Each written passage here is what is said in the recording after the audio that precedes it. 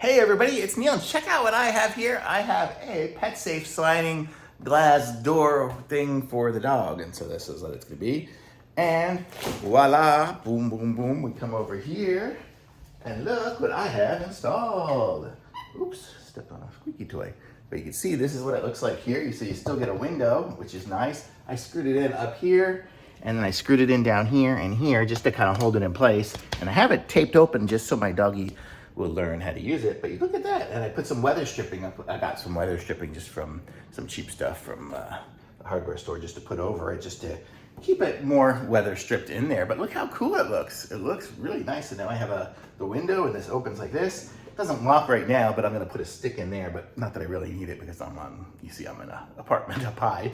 So unless my neighbors wanted to climb over, I'm pretty safe. So look at how cool that is. And then it just flops and it magnetizes closed when it's closed. So really nice, totally thumbs up.